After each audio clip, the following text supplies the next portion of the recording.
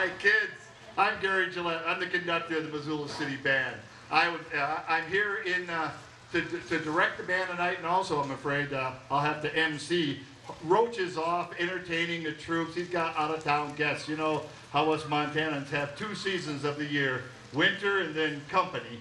Well, he's in that stage right now at Yellowstone, and where his speech is so eloquent and well thought out and preserved. You know, mine is just stumbling, and I'll just apologize right now for saying something inappropriate later. Okay? All right. I free up in the audience, and I'll try to do my best. Here, please stand. Here's the Star Spangled Banner, kids.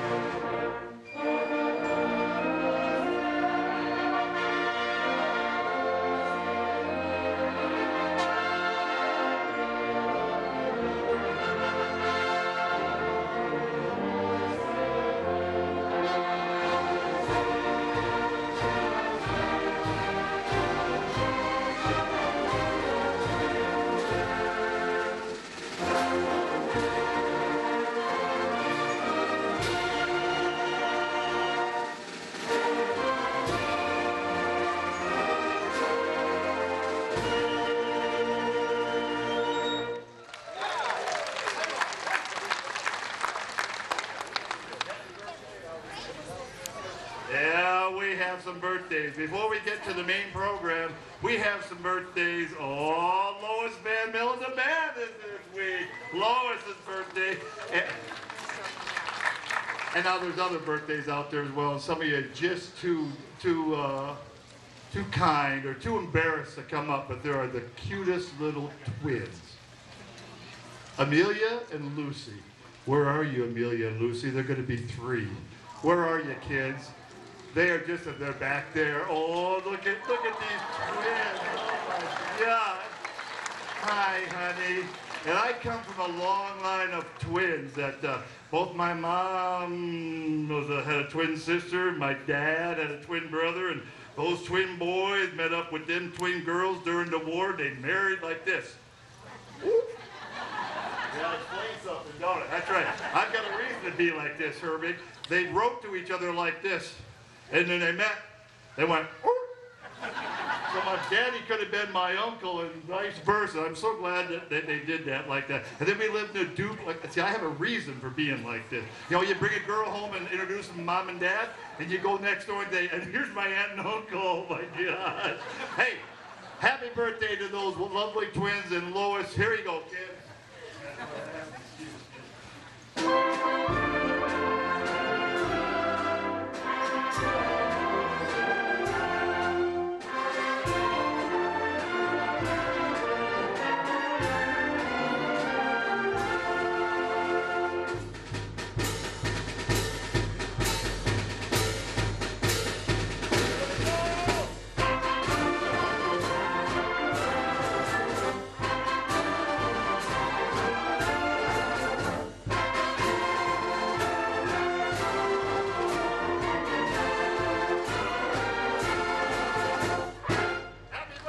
Kids. Well, it may just take a while for it to get through to you, because some of you understand it now. Many of you have no idea. We have a little theme concert going on this evening. Lucky enough to have found a newspaper article in the Missoulian a couple months ago, written by Kim Bridgman of the Missoulian, and it was all about the Montana Centennial celebration 50 years ago, right now. And it was a nice little story about it, and right down inside the print somewhere was the word "and band." All right? And I'm not a Montanan, right? God, I wish I was, but you know, my parents lived in Detroit. It's not my fault. So I got out here just as soon as I could. But 50 years ago was the 100th anniversary of Montana becoming a territory. Got that one? And they had a big celebration at that time. And they made up a whole train full of artifacts and ropers and all kinds of Montana stuff. And they shipped everything across country to the New York's World's Fair. And to hype that and to advertise it, there's two band directors, one here at Missoula, his name was James Tibbs, right? And the guy at Great Falls, Roger Heath. They came up with the idea, actually got some money from the government, from the state legislature, they got some money, and they put together an all-territorial band made of mostly high school kids. There were 4 university kids that chummed the deck just a little bit, and they were from all over the state. I think 35 schools were there. And they started a year earlier to get ready for everything. So some folks took part in all of it. Some could only do part of it. John Wilson, sitting in the band, couldn't do the New York aspect of it because he had a gig at a casino in Wendover already. Nice gig, buddy. Oh, man. 18 years old and playing the casinos already. Anyway, this time of year, they were all getting ready after having done the Rose Parade in December. And they came back, raised enough money by selling this album, which I found in the archives over at Centennial High School. They sold enough of these albums to be able to fund the trip along with the government funds. And I pulled out the album and put it on my turntable, and I got a hold of all the music, and we're going to recreate the music that these guys played 50 years ago. All right, almost every one of the tunes. Isn't that a cool idea? And there's some of the cats playing in the band tonight. We'll introduce them to you as we go along. We got some solo going on, all kinds of fun. And of course, the Montana Territorial Band had to start with the best song of all.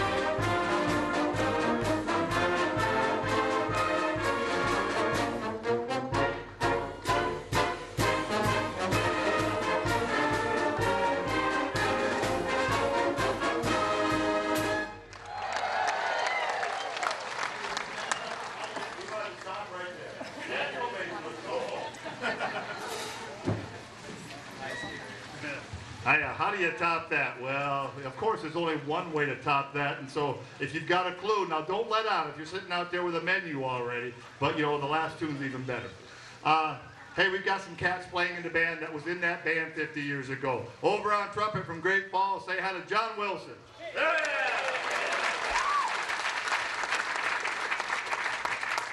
We've got a good story about him later, him and his white cowboy boots. I found him walk along the Highway 93 North. You know him, you love him, trombone extraordinary. Spent time in the singing sergeants on trombone, Greg Devlin.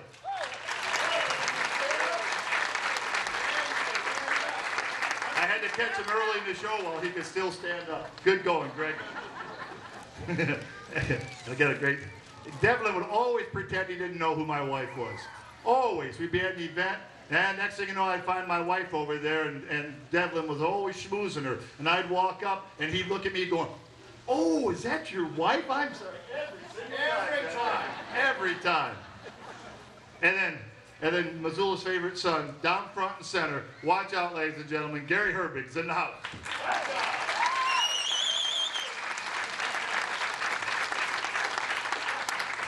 On the next run, on the next go around, we'll introduce you. We've got a number of folks in the audience that were in the band and are enjoying it from the audience perspective tonight.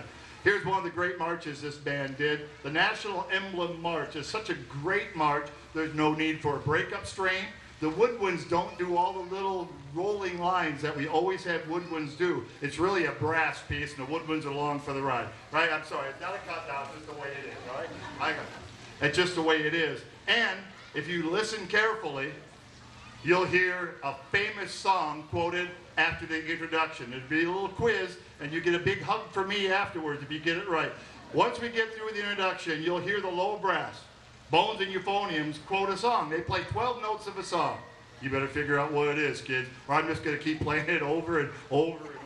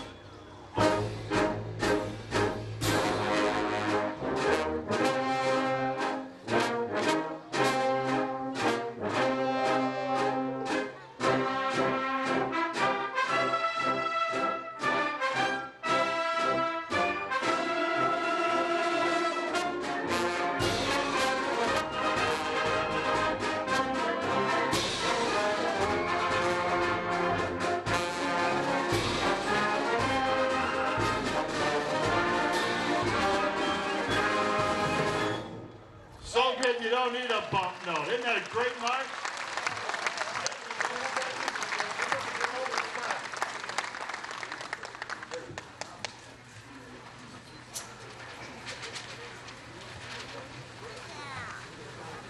That's all you sing it. Oh, the neat thing about it, he quoted the Star Spangled Banner. And the neat thing about it is that he quoted it in 2/4 time instead of 4/4 time. So it's, oh, say, can you see the dark? Sorry. We should have had Devlin sing the Star Spangled Banner. I thought about that, but I picked out the downbeat. I should have had Greg sing the Star. Can you still sing it in A flat? Yeah. Dang it anyway. Maybe we'll do it later on. Here we go. The band also chose a couple of things with meat on them, and this is the heaviest one we'll do tonight. The American Civil War Fantasy is a great piece of music. We could have done it 4th of July, Many of us know the piece from years and years. The arranger, the fellow who put it all together, was Jerry Billick, a fellow alumni of University of Michigan. And he wove wonderful tunes in, and I'd be doing a disservice if I didn't read the foreword. This is my program notes I'll read tonight, promise. After a brief introduction, there are little fragments. We picture musically the mood of the United States just before the Civil War. We hear popular tunes of the mid-19th century. Listen to the Mockingbird, Dixieland, Camptown Races, and from a distance you hear the sound of drums and the strain of John Brown's Body, announcing the first signs of the coming conflict. Little whispers of Dixie and the battle cry of freedom become intermingled, and we hear the brilliant strains of the South's rallying song, Maryland, My Maryland. We know it. Oh, Christmas tree, oh, Christmas, Maryland state song. This gives way to the Union hymn, the battle cry of freedom, and suddenly we hear When Johnny Comes Marching Home as young Americans from both the North and South were called from their homes to fight one another. The music becomes meditative, gradually dying out. Soldiers recall many of his days, weaving through the sentimental melody just before the battle mother. Then the reverie is broken, the thunder of drums, the first picture of the Northern armies marching through Georgia, and the Southern troops with the yellow rose of Texas. With fragments of their favorite songs ringing in the ears, the two armies come closer and closer, builds to a climax, the war happens, and we have Battle Hymn of the Republic. Abraham Lincoln happened to be the president at the time. Abraham Lincoln happened to be the president when Montana became a territory 150 years ago. So it all ties together. We're going to put our best shoes on because this is a real piece of raw meat for the band. Here is Jerry Billick's American Civil War Fantasy.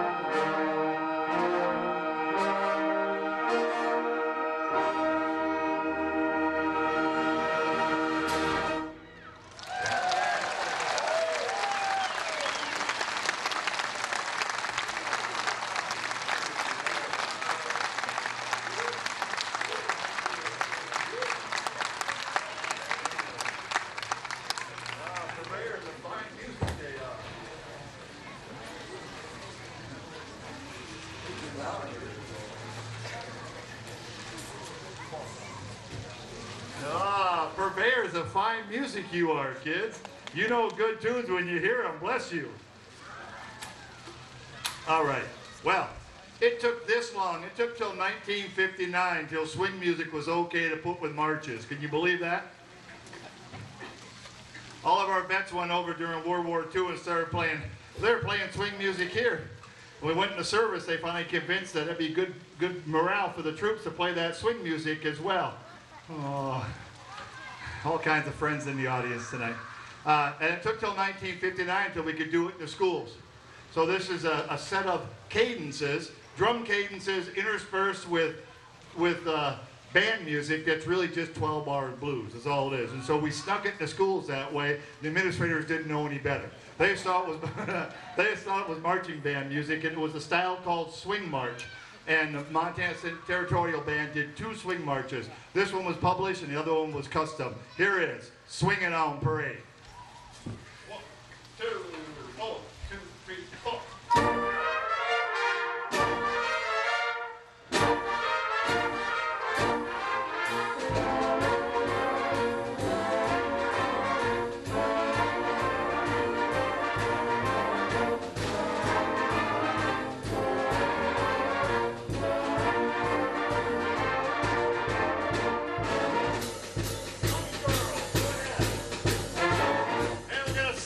The collection gals up. We're gonna, and if you feel like it, you can get down there and give some swinging money, okay? Here they come.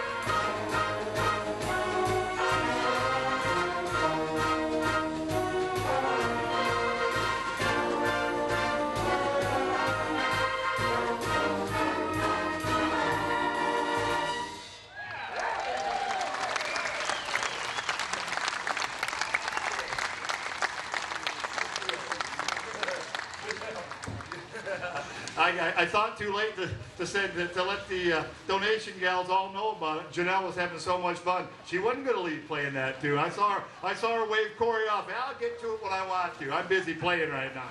Good going, kid.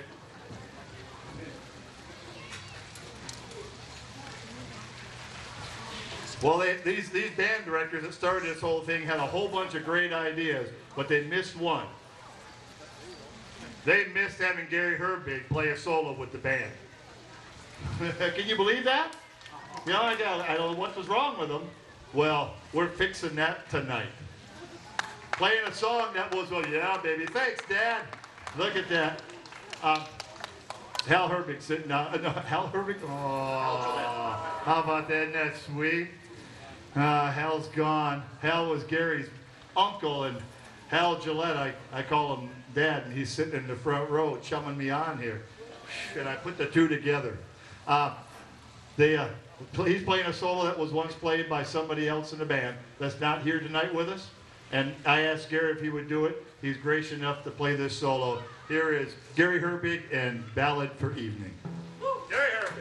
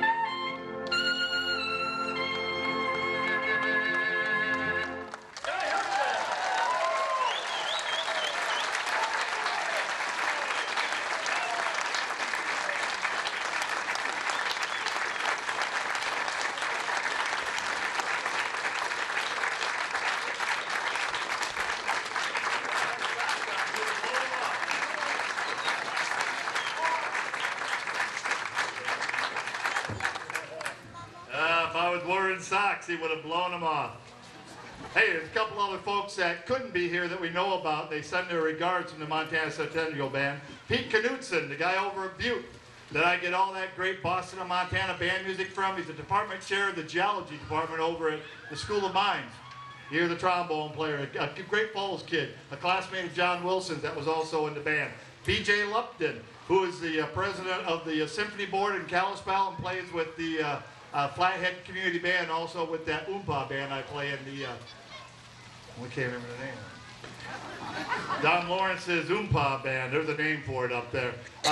Jim Tonkovich, who was, I've got a piece of his music that has his name. He's also a trumpet player in Great Falls. He now lives in Vermont, sends his love to us. Brian Murray. Brian Murray was a, what did he play? I can't remember, but he's a trumpet, and he was Fred Nelson's brother-in-law. Marlene Nelson's brother, right? Fred told me about it. He lives down in California. Helen, Garden of Eden, did you make it here? Helen Algren's Edens? I taught with her for 2 years down in Corvallis. I didn't even know she was a musician. She was a clarinet player from the Bitterroot that was in this band. And we have some and we have all kinds of folks that are no longer with us. Remember Paul Russell, the organ repairman here in town, as I remember him. Paul was a player in the band. We have some folks here that are enjoying the time with us and enjoying listening to band and their tunes from all that time. I see in the audience Dick Lacey from Drummond on horn. I see, I'll make him Carmen's here, right? Carmen's here, stand up, Carmen. And there's somebody else out here that was in the band that is enjoying this today. Those two at least, right there. Other members of the Montana Territorial Band. Carmen McFarland. Yeah, baby. Did I miss someone? I probably did. I'll figure it out later, okay? Hey, they play enough marches. Oh, this is good.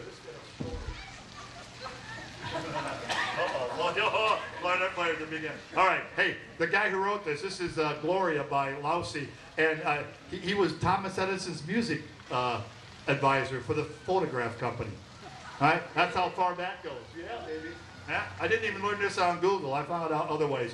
And he was the first arranger for Henry Ford's orchestra, which later became the Detroit Symphony Orchestra. One of the few things left in Detroit that doesn't suck. Here is Gloria March.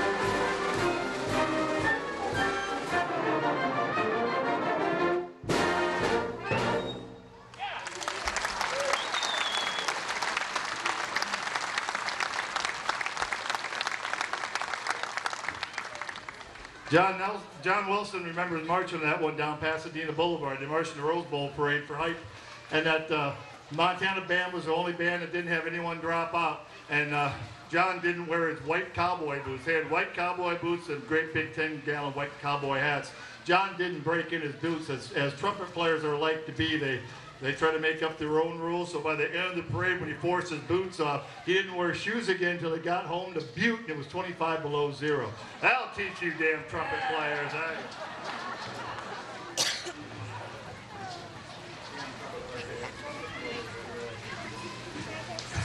Gary remembers playing this for LBJ and Mike Mansfield at a concert in the Rose Garden at the White House. Bobby Kennedy.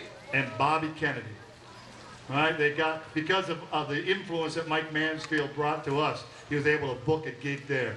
Here is Beguine for Band. Check the person next to you. If their toe's not tapping, you better check their pulse.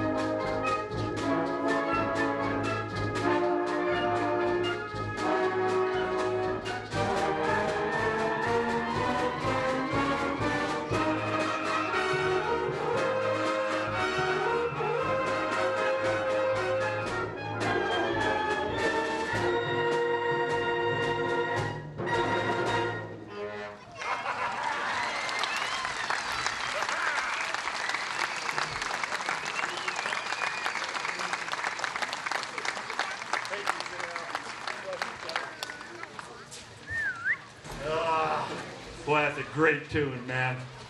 So, there was a Snyder kid. What was the bassoon player in this band? Fred Snyder was in the Montana Centennial band.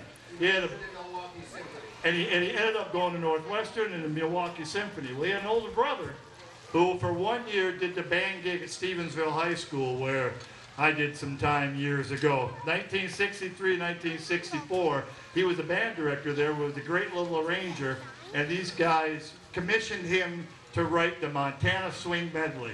Now, it's probably, I found it tucked away in the Hellgate Library, way down underneath. It probably hadn't been played for 50 years.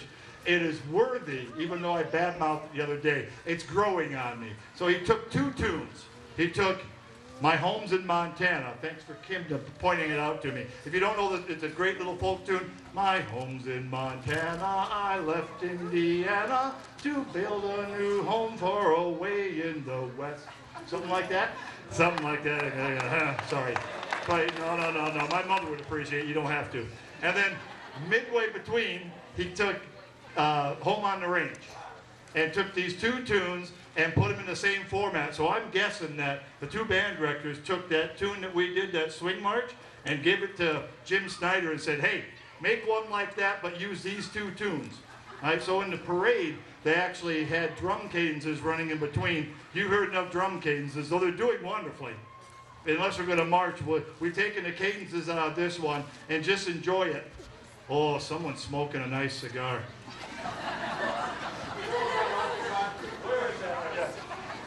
I just took a whiff of a good cigar. You're smiling, Jay. Arthur Godfrey. All right, so people, all right, he had a daytime show. What was daytime, wasn't it? Arthur Godfrey had a variety show. He was the MC for the Tournament of Roses parade that year. Let me give you the exact quote that I got here somewhere. Oh, something like Dig That. Hold on. I have it really. Oh, shoot. I have the exact quote somewhere, but went something like this. Dig That Band. What a great tune. They're going to get a hand for that. And they even put the quote of Arthur Godfrey on the album, just to make sure that everyone knew what was going on with that. He thought the band was great, and it's been 50 years since this great tune was played. I'm thinking about doing it for homecoming next year when I take the Sentinel band down the street. Here it is, Montana Swing Medley by Jim Snyder. I arranged that flyover, but they missed.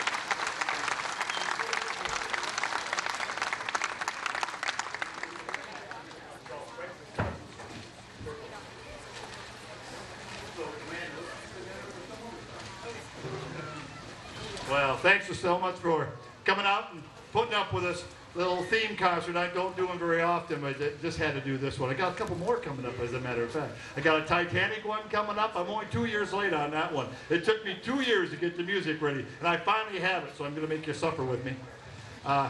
Next week, Ken and Karen will be here singing. It's been a couple years since Ken Colson and Karen Callan will be here doing Lerner and Lowe and Showboat, and I think Karen might do something else. I saw Karen back here just a little bit, so she's checking out the acoustics again. That's good. She lives right across from the Dairy Queen. And I know where she lives. And Gary Herbig is kind enough to come back. We're going to do Harlem Nocturne next week. Yeah, baby. And Jay, next week, we don't need to mic him. He can just stand right there. No. Oh, okay. We'll mic you. Okay. For Jay. Big, strong sound. How about Big Jay? Oh, man. He was really sad that Big Dipper wasn't here today because he had to walk all the way down to Dairy Queen to get dinner. You poor thing. His lady dragged him down there. We'll see you next week. We'll end with the song that they ended with, of course, and it's the only one better than Montana. Thanks for coming out, kids. We'll see you next week. Here is, The Stars and Stripes.